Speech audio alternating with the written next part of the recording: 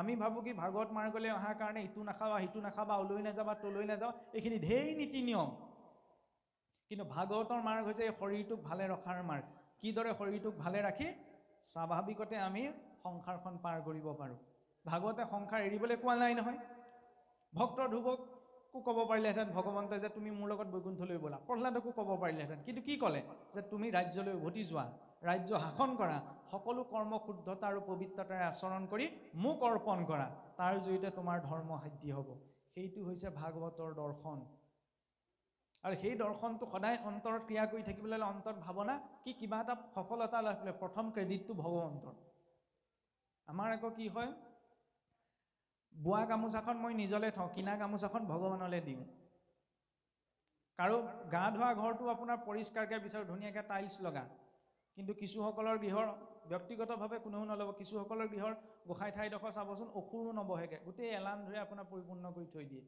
ভাৱটোতো উৎপন্ন হ'ব লাগিব যে কেঁচা হ'লেও সেইখন ঈশ্বৰ থকা স্থান হয় নাস্তিক সেইজনহে মই ঈশ্বৰ আছে বুলি কৈ আছোঁ ময়ো নাস্তিক হ'ব পাৰোঁ মই ঈশ্বৰ আছে বুলি কোৱা ব্যক্তিজনে মনেৰে মানিব পাৰিছোঁ নে যে ঈশ্বৰ আছে যদি মানিব পাৰিছোঁ তেতিয়া সেইখিনি মোৰ আচৰণত প্ৰকাশ পাব যে এইখিনি ঈশ্বৰে নকৰিবলৈ কৈছে গতিকে মই নকৰোঁ গতিকে ঈশ্বৰ নামানো বুলি কোৱা যেন নাস্তিক নহয় আছে বুলি কৈ মানিব নোৱাৰাজনহে নাস্তিক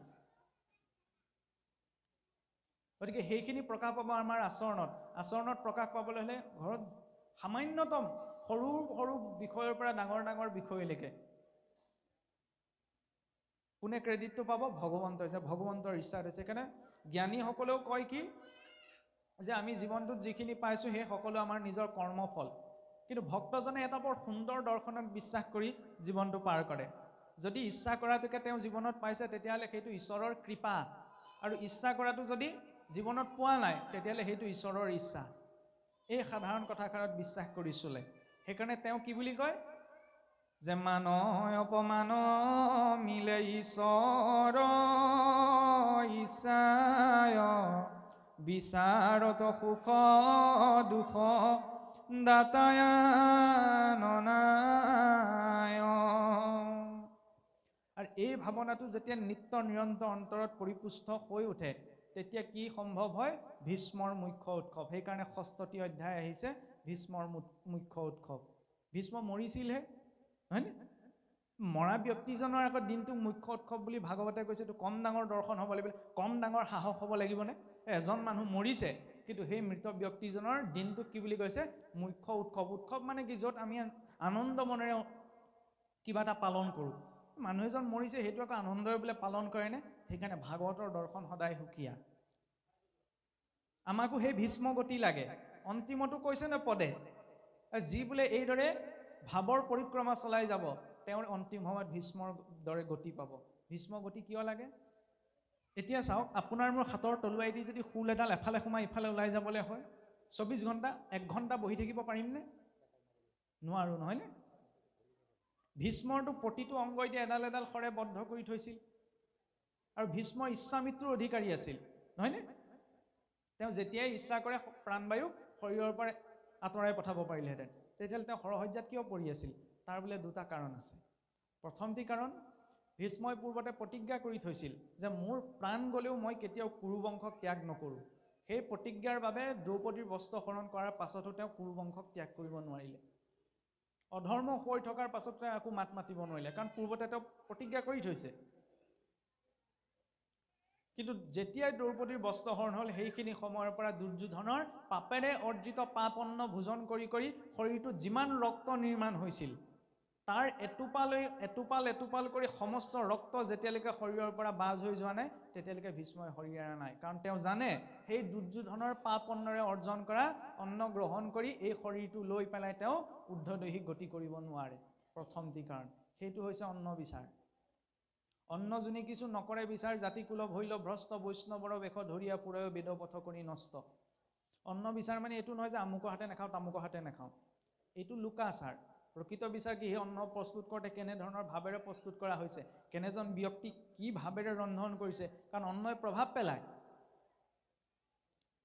আইসকলে ঘৰত পৰীক্ষা কৰি চাবগে পাৰে ২০১৫ চনতে জাপানৰ এজন বিজ্ঞানী মাছাৰো ইমোটো নামৰ এজন বিজ্ঞানী এইটো পৰীক্ষা কৰি দেখুৱাইছিল এই সিজোৱা চাউল মুঠি দুমুঠি লৈ আইসকলে ঘৰত দুটা বৈয়ামত থৈ দিব। থৈ দিয়াৰ পিছত এটা বৈয়ামত থকা চাউল কেইটালৈ চাই আপুনি ভাল কথা দুটামান ক'ব, আনকেইটা চাউললৈ চাই বেমাৰ আজাৰ দুটামানৰ নাম বা অপ্ৰয়োজনীয় কথা দুটামান উচ্চাৰণ কৰি ঢাকনখন মাৰি থৈ দিব। পাছদিনা আকৌ খুলি ভাল কথা কেইটা কোৱা চাউল কেইটালৈ চাই ভাল কথা, বেয়া কোৱা কেইটালৈ চাই বেয়া কথা কৈ পেলাই আকৌ ঢাকনি মাৰি থৈ দিব। তেনেদৰে আপুনি 4 দিন চাই, 5 দিন চাই, এসপ্তাহ চাই, তাৰপিছত দেখিব যিকেইটা চাউললৈ মই ভাল কথা কৈছিলোঁ সেইকেইটাত ভেঁকুৰ নুঠে, কিন্তু যিকেইটালৈ চাই মই বেমাৰ আজাৰৰ নাম উচ্চাৰণ কৰিছোঁ তাত ভেঁকুৰ উঠি যাব।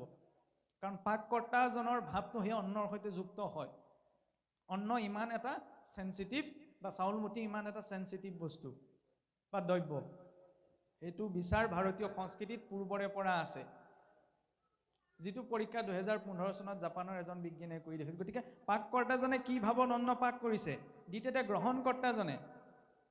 আমাৰ আকৌ চৰচৰণি খালে কি বুলি কয়, বোলে আমুকে আমুকৰ কথা পাতিছে। কি হয়, যেতিয়া আমি কথা পাতোঁ বা কিবা এটা চিন্তা কৰি কথা পাতোঁ, অন্ন ভোজন কৰোঁ, তেতিয়া অন্নৰ 2-এটা দানা যদি শ্বাসনলীডালত সোমাই যায় তেতিয়া আমি চৰচৰণি খাওঁ, আৰু আমি কি কওঁ, মোৰ কথা বোলে আমুকে কৈছে। কোনেও নকয়, কেৱল বেছিকৈ চিন্তা কৰা আৰু কথা পাতি খোৱাৰ কাৰণে 2-এটা দানা শ্বাসনলীডালত সোমাই গ'লে আমি কি হয়, চৰচৰণি খাওঁ। সেইকাৰণে ভজন আৰু ভোজন সদায় নীৰৱে হ'ব লাগে।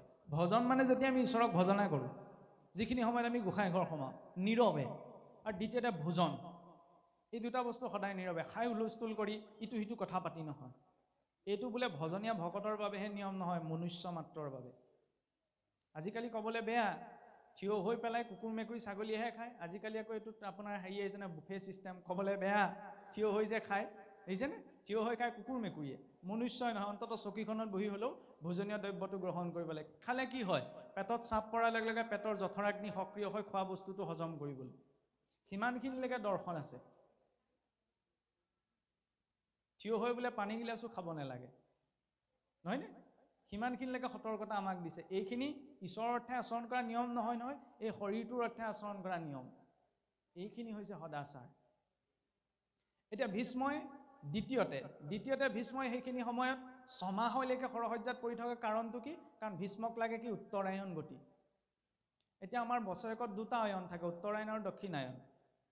মাঘ বিহুৰ দিনা অৰ্থাৎ মকৰ সংক্ৰান্তিৰ দিনা সূৰ্য যেতিয়া মকৰ ৰাশিত প্ৰৱেশ কৰে তেতিয়া আৰম্ভ হয় উত্তৰায়ণ। এতিয়া কি চলি আছে, উত্তৰায়ণ কাল। প্ৰথম 6 মাহ উত্তৰায়ণ আৰু পাছৰ 6 মাহ দক্ষিণায়ন। মনুষ্যৰ লোকত এবছৰে দেৱলোকত হয় এদিন। ইয়াত এবছৰ পাৰ হৈ গ'লে দেৱলোকত এদিন হয়। কেনেদৰে আমি আছোঁ ভূলোকত ওপৰত আছে সুৰলোক। সুৰলোকত এবছৰ এদিন হয়। এতিয়া কাৰোবাৰ ঘৰলৈ যদি ৰাতি যায়, দৰ্জা টকটকাইগে, তেতিয়াহ'লে দৰ্জা খুলি দিবনে? আজিৰ যুগততো ভুলতো নিদিয়ে, কোন আহিছে কি ৰূপত। আৰু যদি দিনত শত্ৰুজনো যদি যায়, তেতিয়া অন্ততঃ দৰ্জাখন খুলি দিব। এতিয়া দক্ষিণায়ন কাল সময়ছোৱা হৈছে দেৱলোকত ৰাতিৰ সময়, উত্তৰায়ণ কালছোৱা হৈছে দিনৰ সময়। ভীষ্মৰ সৰসজ্জাত পৰিছিল দক্ষিণায়ন কালত। তেওঁ জানে দক্ষিণায়ন কালত যদি তেওঁ শৰীৰ এৰিবলৈ হয়, ঊৰ্ধ্বদৈহিক যাত্ৰা, অন্য জীৱই ঊৰ্ধ্বদৈহিক যাত্ৰা কৰিব নালাগে, কিন্তু মনুষ্যই লাগে। গতিকে সহজে তেওঁ ঊৰ্ধ্বদৈহিক যাত্ৰা কৰিব নোৱাৰে, সেইকাৰণে তেওঁ উত্তৰায়ণ কাললৈকে বাট চাই আছে। তেতিয়া শৰীৰ এৰিলেহে তেওঁ ঊৰ্ধ্বদৈহিক যাত্ৰা কৰিব পাৰিব। সেইকাৰণে ভাগৱতত যদি আমি চাওঁ যে আৰম্ভণিৰ পৰা শেষলৈকে গোটেই ভক্তসকল উত্তৰ দিশলৈ গৈছে। পৰীক্ষিতো মূৰ কৰি উত্তৰ মুখলৈ মূৰ কৰি বহিছে, বিদুৰ মৈত্ৰেয়ো গৈছে উত্তৰ দিশলৈ, উদ্ধৱো গৈছে উত্তৰ দিশলৈ। উত্তৰ দিশত ভকতৰ এনেকুৱা কি আছে? কাৰণ আমাক লাগে উত্তৰায়ণ গতি। বোলে সুৰলোকত এবছৰ এদিন হয়, এইটো বোলে কেনেকৈ আমি গম পাব? আজি বিজ্ঞানেও এই কথা প্ৰমাণ কৰিলে যে মহাকাশত যিমানে আমি ঊৰ্ধ্বলৈ গৈ থাকোঁ সিমানে সময়ৰ গতি কমি কমি গৈ থাকে। পৃথিৱীৰ বায়ুমণ্ডল পাৰ কৰাৰ লগে লগে সময়ৰ গতি কমি আহে। ইয়াত 24 ঘণ্টা যিটো ঘড়ী, সেইটো মহাকাশত সময়মতে নচলে। এতিয়া সুৰলোক ক'ত আছে? ভূলোকৰ ঊৰ্ধ্বত। তেতিয়া ইয়াত এবছৰ পাৰ হৈ গ'লেহে তাত এদিন হয়। এইটো কল্পনা বুলিও যদি ভাবি লওঁ, ইমান উচ্চস্তৰীয় কল্পনা, সেই দৰ্শনক গ্ৰহণ কৰাটো প্ৰয়োজন। তেতিয়া আমি প্ৰাপ্ত কৰোঁ ভীষ্মৰ সমান গতি। কাৰণ আমি অহা বাটে উভতিব লাগিব। আৰু যাই হওক, এতিয়া অকণমান